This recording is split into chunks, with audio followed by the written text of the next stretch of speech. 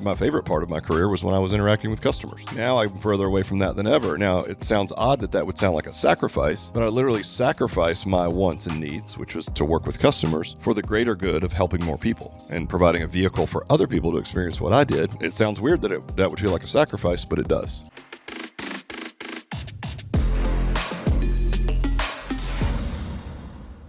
Matt, coming back for 3 in a row, my Three friend. podcasts in a row. Look at you. Just spitting fire. Look at us. We're You doing see so that great. Paul Rudd quote? Look at us. Look at us. That's great. That's us. Love it. Did you bring another dad joke? I got another You know what, dad Matt? I'm joke. proud of you. You didn't do any jokes that anyone... Oh, just hold on. There's still time for me. Okay, to all right, I'll hold out judgment. So, okay, what's your joke? You know I don't trust stairs. No, why not? They're always up to something. Oh, look at Matt bringing the You're heat. right. I think my dad jokes are all literal good for my 6-year-old. Hey, that's the way it should be, really. So, astronomers got tired of watching the moon go around the Earth for 24 hours, so they called it a day. That's pretty good. Thanks, Matt. Matt, that's pretty good. Hey, Rick, that's pretty good. Thanks, Matt. I appreciate it. So, Matt, what are we doing today? What are we gonna? Well, I'm just gonna ask you some questions. And you terrible. asked for this too, and you told me not to tell you. What do you mean? I ask you to ask me questions? Who would do that? Yeah, it was weird. It was a weird. It super actually weird. stressed me out a little bit. I'm like, Did it? shit, like Matt, what do you want to know got a about lot life? You don't know nothing about my life. So yeah, we're just gonna. So, what kind of questions? All kidding aside, like, I mean, who's asking? It's gonna be more business side of things, Okay. right? It's So would not- this be it's like if not I'm at a conference and someone's like, "Hey, I got some questions for you"? It's Okay, more got it. like kind of stuff like that. All right. I was trying to do it from a lens that would be helpful to others, kind of thing. Because you know me. Well, make sure they make me look good. These questions. Oof, the first one, I don't know. You may not. Well, may not look, like this it. is the first time I've had zero idea of what we're talking about, other than the overall theme. So, all right, Matt, lay it on me. All right. You ready? I'm so ready. So, you've been in the game a long time. How many years? This is a terrible start. How many years? 473 407 years. I mean, No, so that 32 years. 32 years at a gym. I'd love to know what was your hardest lesson. Ooh, man, there's been a lot.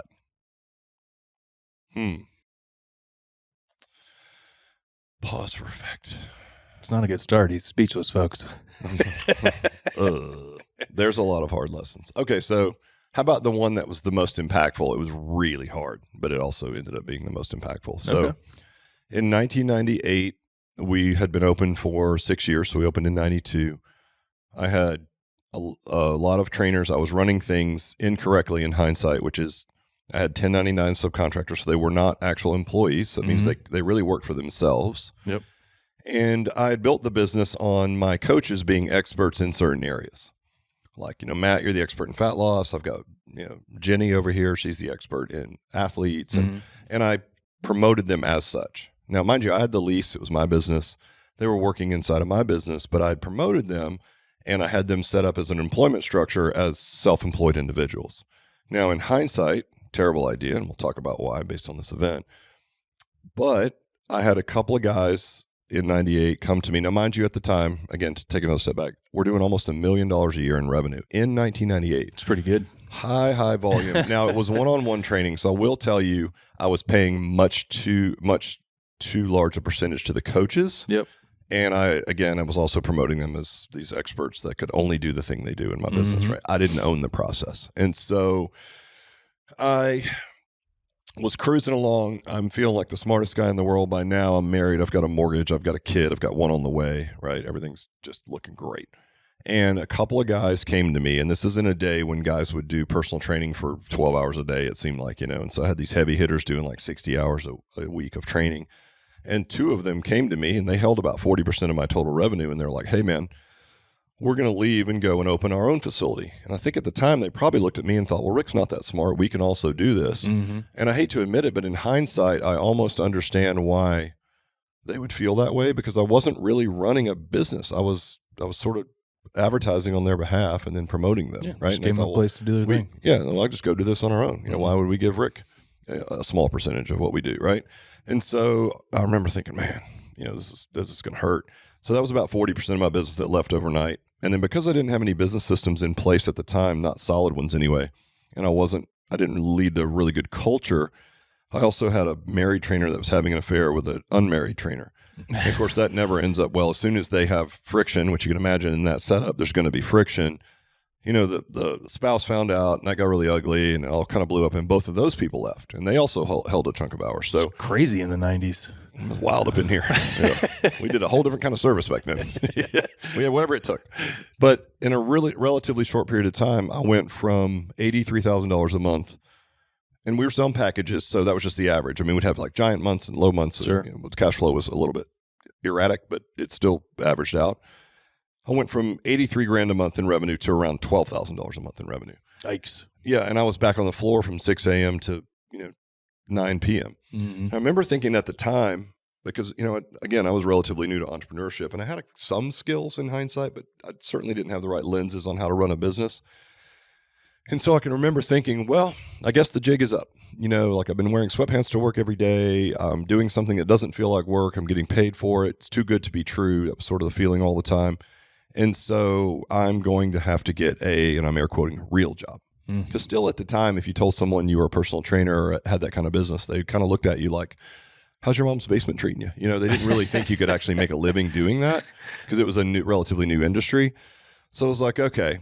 So I remember at the time thinking, all right, well, jig's up. So I went to my dad who owned a business. It literally was called Mayo and Associates, and it was a sales business. And they sold like boring stuff, but they did well. It was like door hinges and for commercials. So it's a massive volume of just basic hardware. So I went to him and I was like, hey man, look, like my business is getting tough. Like I'm ready to come work for you now. Sort of like it was just a given, and he's just like, nah, I don't think so. And I remember thinking like, I was so butthurt, I was like, what do you mean? No, like my name is on the front door. Right. I can't work here. He's like, no. He's like, any problems that you have in this business, you're going to have in any other business that you run. So I'll tell you what, I'll make you a deal. You go back, you fix your business, you get it running like you want. Mm-hmm. Then you decide if you don't want to do it anymore and you come back, you can sell it or whatever, then I'll consider hiring you. But you got to fix your shit first. And I remember, dude, I was so butthurt. I mean, I was just Daddy. like, yeah, exactly. Awesome. Like, dude, it's so harsh, right? But he was right in hindsight because I went back, I'm like, all right. And I was mad, again, immature. I mean, shoot, I opened the gym at 22, so now I'm not that old, right?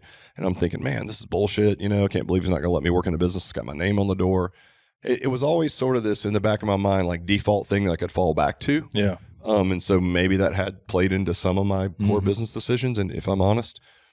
But I remember thinking, all right, I'm angry, but maybe there's something to this. He's a smart dude, so let me go back and fix my business. And I started with building systems. I started with the easy thing, which was the programming. I think you've heard me tell the story where I hired an assistant to follow me around because I had no time. I was on the floor all the time. I can't train 12 hours a day with a family and build a system, right? Yep. So I was like, well, I'll just have somebody follow me around at $15 an hour, which in 98 was a really good wage.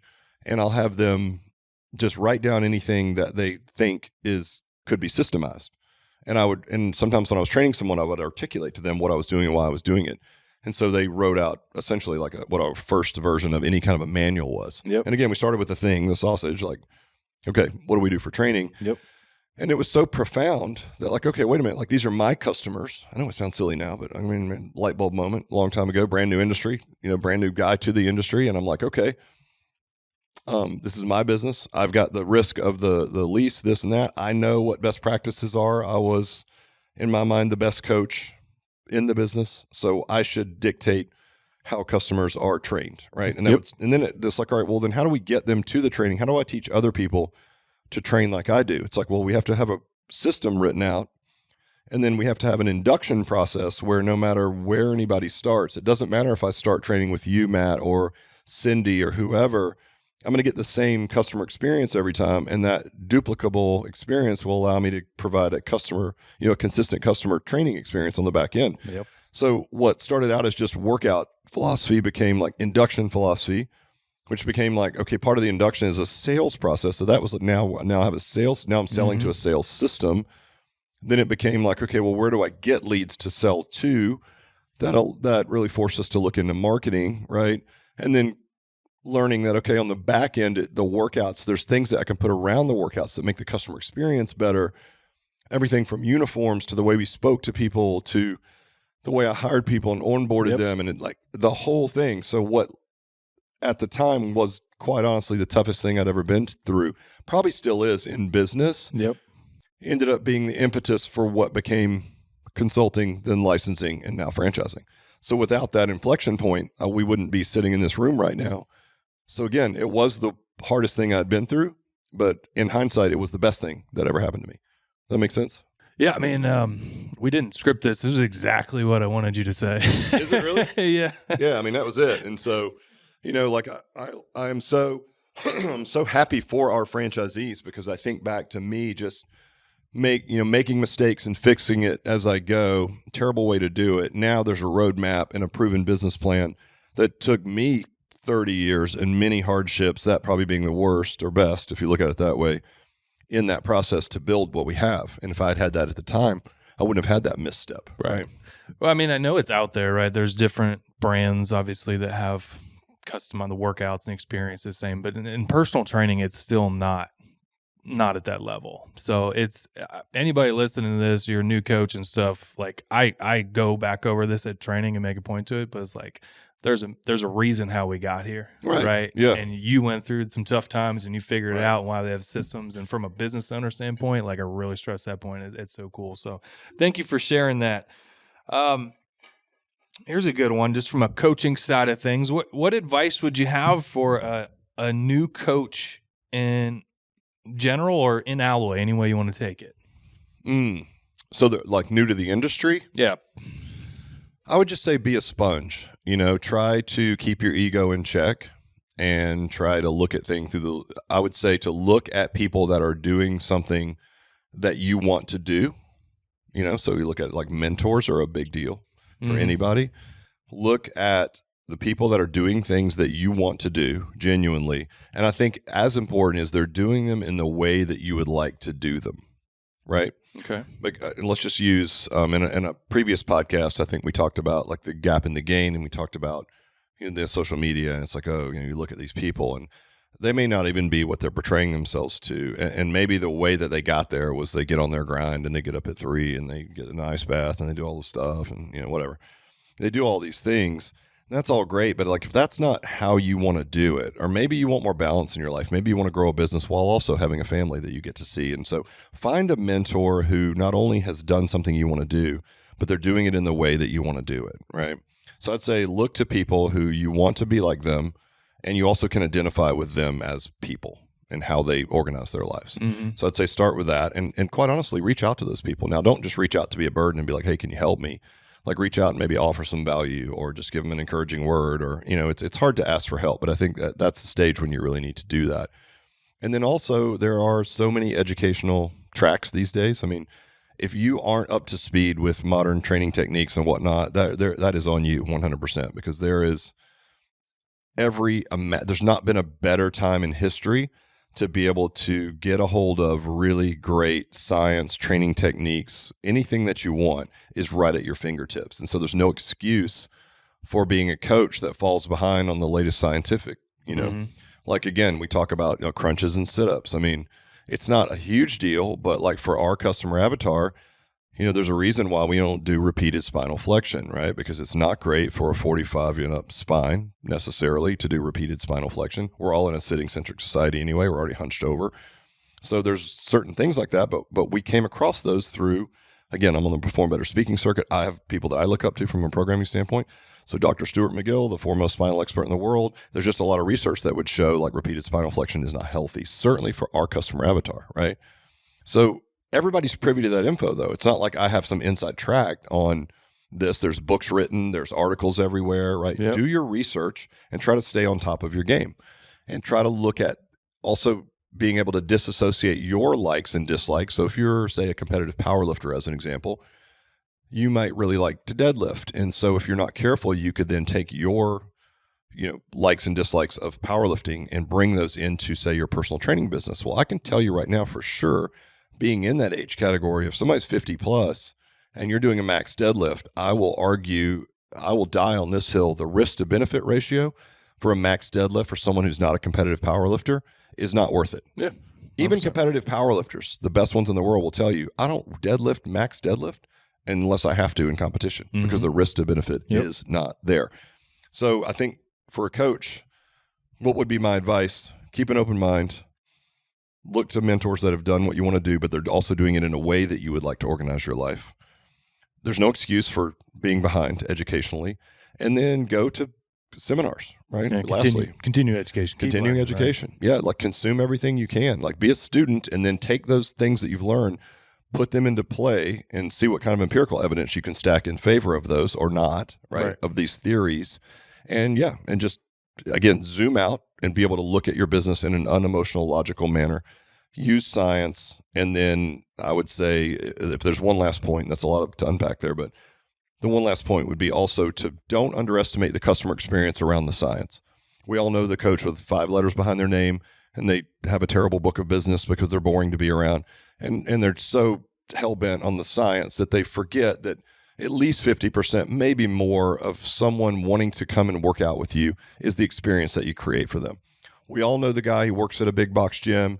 He's a really good-looking guy or girl, and they have a full book of business. And if you, as the scientist, stood back and watched their training techniques, you might not be that impressed. You're like, well, that's dumb. I wouldn't do a machine for that because if you get into free weight, you're going to fire your transverse abdominal.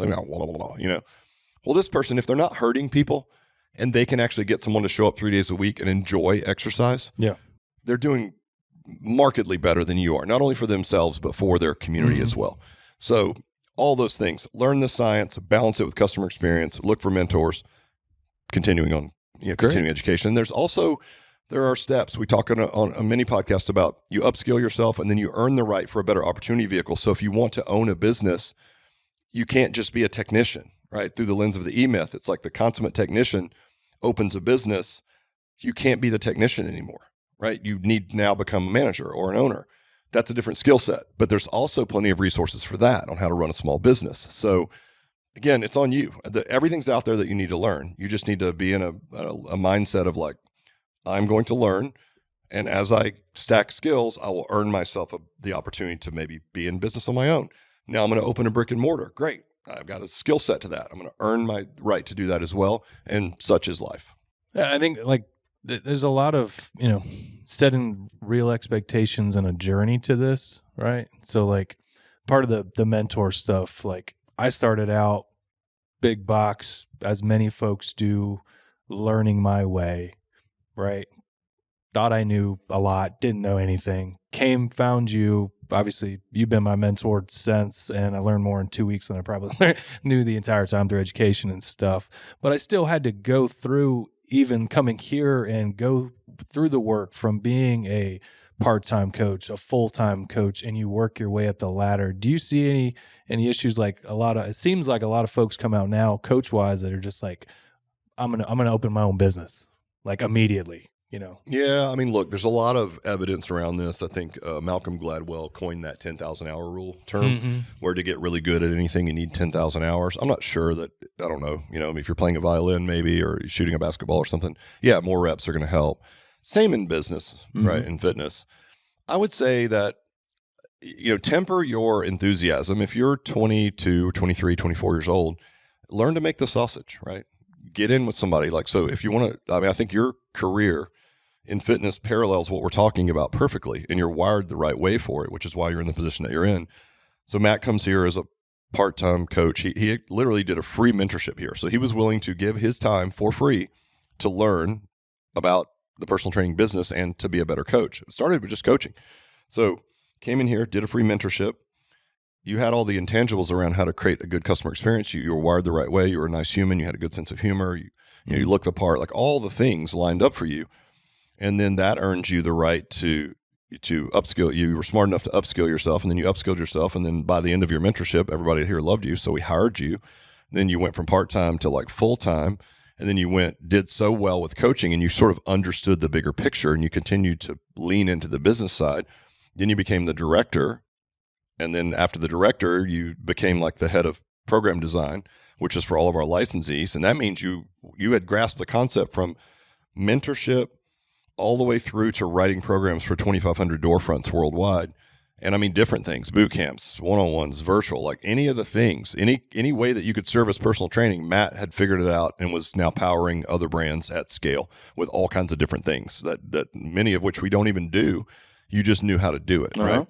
Matt would go out and try other fitness concepts and come back and be like, here's the things I liked about it. Here's the things that I could take from it. Here's the things I didn't like about it. And again, just a consummate student, right? Always, never a critic, always a student. And so now you sit as VP of program design and all VP of ops of all club ops, which is customer experience, it's technology, all the things. But you can only do that if you are wired in a way to understand that you have to learn first, pay your dues. That earns you the right for the opportunity vehicle, right? There's a fine balance. I don't think that you deserve, nobody really deserves anything if you think of it that way, but you don't deserve to just come out of college and open a business. You can. Sure. You can, but I think it would be realistic for people to think that I'm going to have to spend some time doing the thing, right, before I just go and open a business. Yeah. It's a fine balance, right? Because there's imposter syndrome, and you'll hear us speak to that, and it's like you're on the hairy edge of your skills at all times. But that can also be held in the same thought as like, all right, well, but I still have to earn it, right? And it's kind of this balance of like, I'm on the hairy edge of my skills, but I'm also upskilling myself so that I can earn my way into where I currently am and then beyond, and then I get a better. And it's just sort of this, again, this edging up of these two ladders, if you will, side by side. And that's basically your entire life. And it never stops. Yeah. Right. Until you just decide to shut it down. I don't think I've ever asked this. Do you have a mentor? Did you have one when you started this? I had a bunch of mentors. I mean, I was in a Vistage group, and my Vistage chair was a mentor.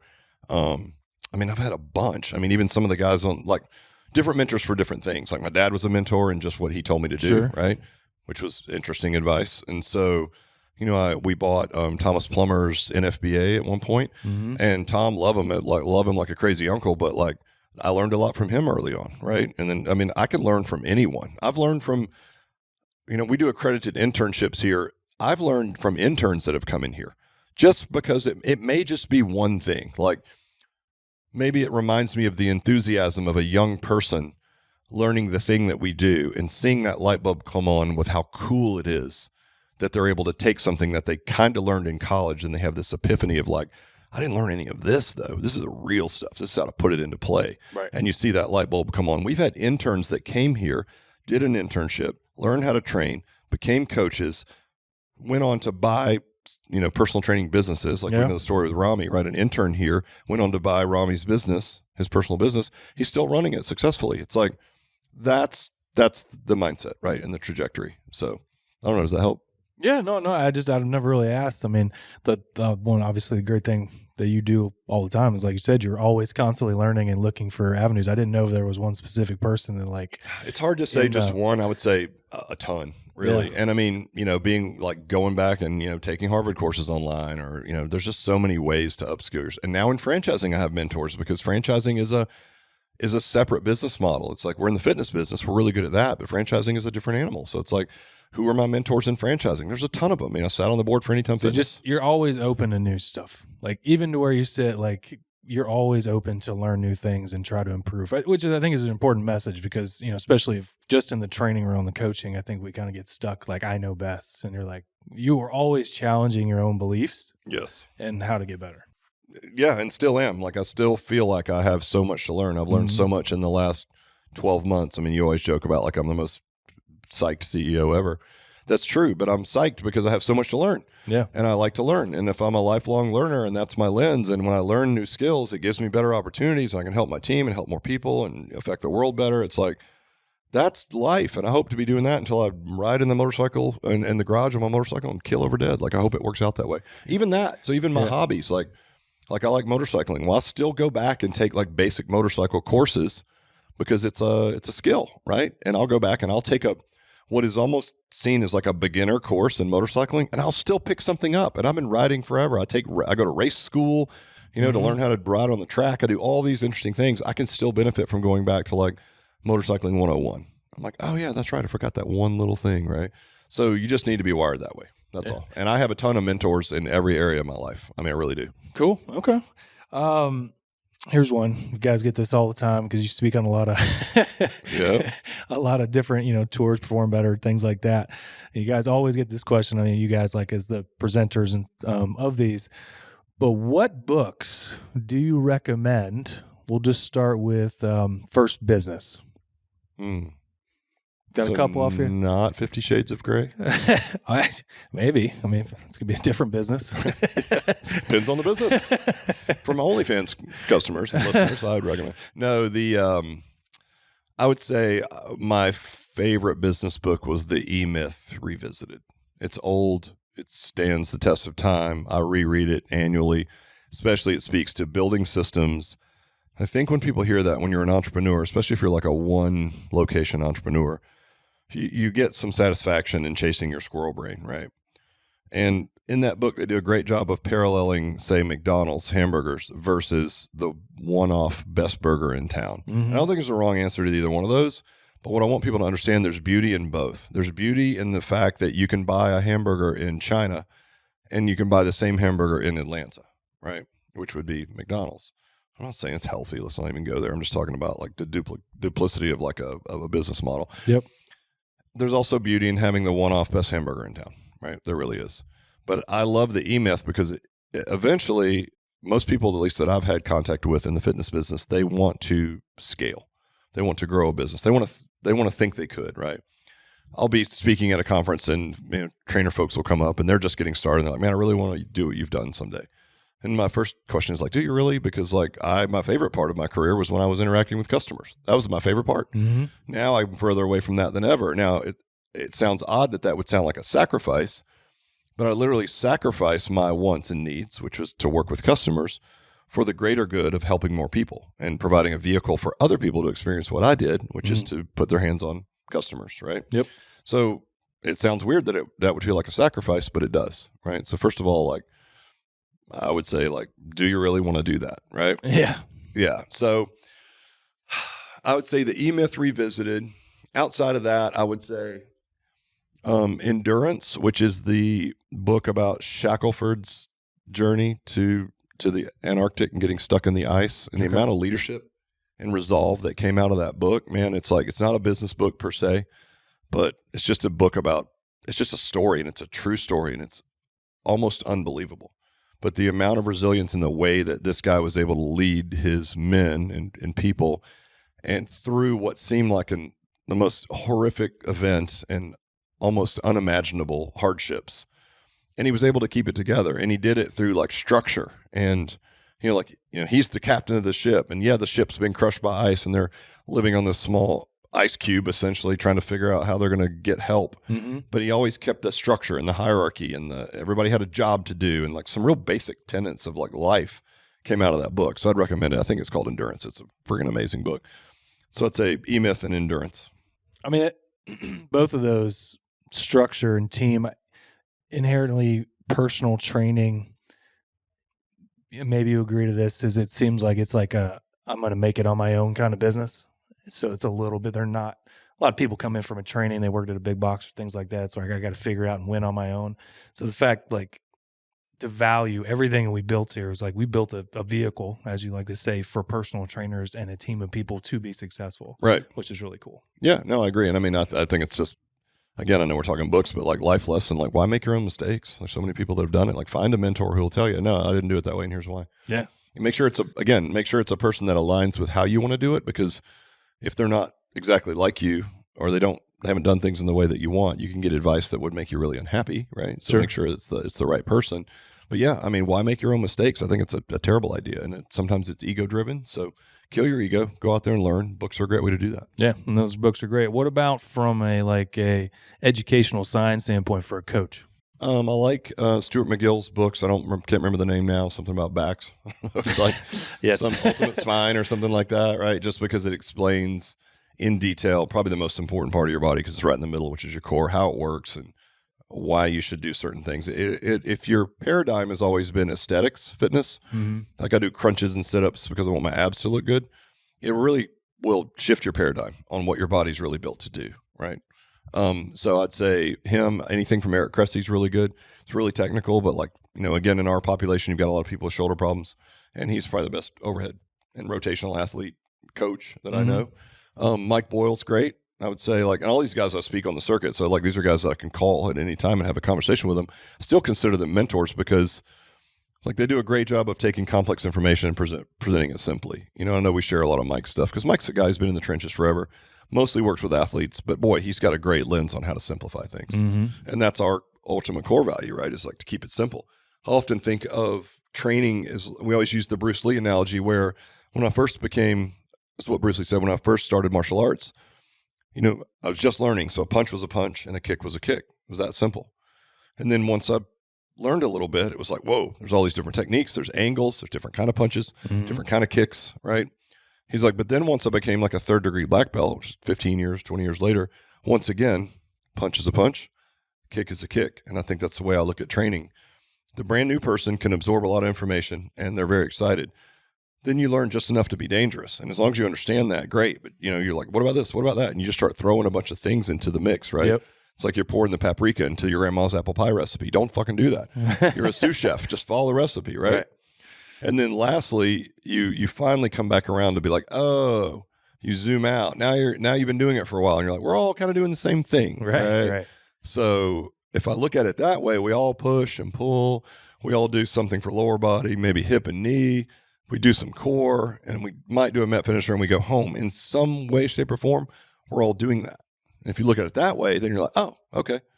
That's the advanced coach that might look at what Alloy builds and say, if I was going to build something, I would build this. Right. And we've had people say that. And that kind of feedback comes from people that I respect, like a Mike Boyle or an Eric Cressy or any of the great. I mean, we've had people that are on that level from a programming standpoint that were licensees of ours before we went to franchising, because they knew, like, we're using the same lenses and principles behind programming.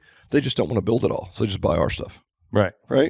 And that's a huge feather in our cap, because the smartest programming people that we know would buy our stuff, right? Because they recognize it as what it is. Yeah. So what'd you go listed out there? So it's like anything Stuart McGill, right? I think the ultimate back, he's got multiple. There's even one that's like more layman's terms, like easier to read, which are great. Like we've gifted actually to customers and stuff. Anything Mike Boyle, anything Eric Cressy, any other people to follow? God, there's so many, man. That's a loaded question. So many. It's like, I know the Cosgroves. I mean, Cosgroves are great. They've got some books out on programming and the same principles that you're going to see with us. Man, there's a million of them out there. But I would say from a technical standpoint, the ones that you've named would be where I'd start. I would just caution you to stay away from like some of the influencer stuff that you might find online, because a lot of that is really just built for the sensation and not necessarily the 20-mile march. I think the people that are the most effective aren't always the most dynamic, because there's some basics that need to be done. You find somebody that's really good in the business and actually got it right. One thing, you've always done this, you're always like challenged and push people to learn, right? You're like, hey, read this, listen to this, here's a book to follow, right? So kind of figure out who that person follows, right? This is very important. Because, what is it? Practice doesn't make perfect. Perfect practice makes perfect. Kind of thing, right? So like the Instagram kind of thing, and finding is like you may have learned a lot of stuff. You may have a lot of experience, maybe doing it even a long time, but you've been doing the wrong thing because you never really truly learned from the people doing it really well. It was a funny example that I went to race school one year, and we had one of our buddies, and we've all been riding for a long time. So it's his first time at racing school. We show up there, and he goes out and does a hot lap, and he's terrible, right? And he almost quits. He's so like, instead of saying, okay, like my expectations are, I haven't done racing before on a track, on a motorcycle. I'm going to suck. He's like, well, I've been riding for 30 years, right? Goes out there. He's terrible. His technique's off. His instructor's 22 years old. I mean, he's 50. The instructor's asking him what he thinks are offensive questions. Things like, have you ever heard of counter steering? Which would almost be like, do you know how to use the steering wheel? Like in the car equivalent, right? So it would be offensive, right? And I remember him saying, I've been riding for 30 years. And one of the guys in our group said, no, you have 1 year of riding experience repeated 30 times. That's different. Like you never evolved, right? So you got to really keep that that student mindset. Don't be a critic. Because he's like, let me see your CV. What does this kid know? He's 22 years old. I'm like, he could lap you on a 2.5 mile track maybe twice. That's what he knows. So if he tells you how to lean off the bike, you might want to listen, right? You're turning 3-minute laps. He's out there doing them in a minute. So like maybe he knows something. I don't care how old he is, right? You got years of experience. I've been doing this forever. I know. Yeah, exactly. Yeah, you've been doing it wrong forever. So to your point, just always be a student. Don't be a critic. And then there's so much time spent in the negativity online or in real life, just throwing shade at people. It's like, maybe there's something, if you didn't have that, crappy mindset, that you could extract from that person that would be very useful for you. So how about you look at it that way? Right. And we challenge ourselves to that all the time. It's easy to poke fun at stuff, but be pro stuff, not anti stuff. Yeah. How about that? Right. Be a fan of someone, not just a critic of everyone. Yeah. Right. For sure. Like everybody's, there's entire communities based on, I don't like this or I don't like that. It's like, well, where's the community for pro this coach or pro this guy? Like, his training technique might be terrible, but look at his customer service tactics. They're amazing. Be that person. Yeah, right? Something to take, right? For yes, sure. Always. All right. Last one. This plays like, we're going to talk about leadership. And even if you're, say you're a coach and you don't lead a team of people, you're still a leader, right? I mean, you're leading clients. So what would be your biggest advice on how to be a good leader? And I say this like, what I think is like, I tell people this all the time. I have been here because of the leadership, right? Got you, got Suzanne, like, have quality people leading. And like, if you're going to run a successful business or have a client base, you have to be that way. Right? Nobody's just going to hang around forever if they don't like the leadership. So hit it. Well, that's a lot. We could do a whole podcast on this one. Yeah, but I know. How to be a good leader? Oh man, and I'm still learning. I mean, obviously, like, we're humans, we make mistakes all the time. But I would say that, gosh, to be a good leader, man, that is a loaded question. I would say this first: you have to, like, why are you doing it? Like, it's a responsibility, right? So I know the term servant leadership gets passed around a lot. But I really think of it that way. I think of, like, and there's the books written, Simon Sinek, like Leaders Eat Last, right? That's really, that's real. And I know it gets a lot of lip service, but it really is real. Meaning, like, my job, like, say at this point in time, my job is to lead leaders. Like, you're a leader. So I have to be a better leader if I'm going to be able to lead you. And leading a leader is completely different than being self-employed by myself and just leading myself, right? So there's different stages of leadership. But I think if the ultimate lens is always, like, you come from a place of humility, you don't know everything. You also come from a place of humanity. You're dealing with human beings, and they're all different, and they have different backgrounds and different lenses on life, and they don't see things your way always.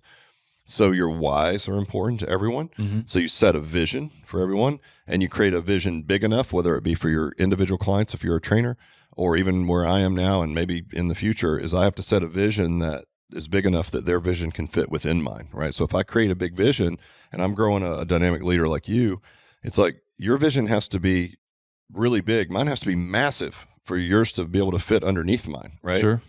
I hear that often from leaders that maybe own one business and they've had an employee for 20 years. And they're like, hey, man, this person's leaving. What am I going to do? I'm like, well, if they're really good, they've just run out of runway. Like, you've done your job. You've grown a leader. You should be high-fiving them on the way out the door. Because, like, what do you want to do? Like, put your finger on them and keep them under your thumb, so to speak, for the rest of your life? No. Let them grow, right? That should be your job. And if you can't create the big vision, then you just expect them to leave, and that's okay too, right? So I think being a leader is, you have humility, you recognize the humanity in other people, and ultimately your lens is you're just trying to make a dent in the world in a positive way. Yep. And by any means necessary, right? And so that what comes with some of those things is, like, this is really hard to do, by the way, like, always tell the truth. Try to always tell the truth, right? Yeah. If you're always telling the truth, I think I've heard Jordan Peterson say this, if you tell the truth, if you dare to tell the truth, it will be the greatest adventure of your life, because it is freaking hard. And I mean to yourself, right? To your, like, imagine if you're right now, you're listening to this and you're a personal trainer. If you're telling the truth to your clients, that means you're really telling them, listen, your habits and your goals do not align. Yes, so you either adjust your goals, sincere candor, right? Or you core adjust value. your habits. It's one of our core values. It sounds simple, but it's very, very difficult to do. But if you can sit in that seat and tell people the truth, and you're coming from that place of humanity, you'll be very effective at doing that. I know it's kind of a lofty answer, but it's a big question, right? Sure. So many things go into it, but it starts with, like, can you lead yourself? So you look in the mirror, are you telling yourself the truth? Are you honest about where you are and if you could be better or not, right? We talked about the gap in the gain in the last podcast. Are you living in the gain? Can you see where you've gone to here? Can you prove to yourself that you're a person that can learn and put things in place to make your life better, which then in fact can affect the other people that you're leading, whether it be clients or a giant business, either way. And you're self-aware enough to know that you don't know everything, and then you become a student. I will tell you, the most successful people that I've ever met, billionaires, whatever those people may be, they're some of the most, just humble people in the world, because they understand, like, they've done it. They've gone through the whole journey, and they realize they still don't know anything, right? There's still so much to learn, right? Exactly. And then you meet them and you're like, you expect them to be these cocky jerks, right? They're not. They're usually the most giving people with information. They're the most humble people, because they know, even at this stage, they still don't know anything. They still have so much to learn, right? And so I think it takes a healthy dose of that. But I think ultimately, if I had to pare it down to one thing, is like, look in the mirror and tell yourself the fucking truth, right? I think I've heard it said, again, I keep mentioning Jordan Peterson, but he's probably the truth teller, the sage for this. And he's just like, sit on the end of your bed, think about one thing you could change in your life today that would move you in the right direction, right? One thing. And that is freaking hard to do, because you got to look at yourself and be like, this is something that needs to change. If I can change this one thing, and then you just keep doing that for the rest of your life. So I know it's a lofty question, answer, but it's a lofty question too. It was. Does that help? Sure. No, that was great. Thank you. I don't have any more. I mean, I have more, but we'll be here all day. So yeah, I know. And those are good. I mean, it's hard to answer open-ended questions, and I'm typically have too many words anyway. But yeah, man, thanks. Good questions. Yeah. And I do get these questions a lot. So it's surprising that you went off and came up with your own questions. These are the exact same questions that someone would ask me after a presentation at a performance. That was my goal, man. You did good. You nailed it. Well, I hope that helps you guys. And interesting format. Maybe we'll do this again someday. Yes, sir. Good job. Brother. Cheers.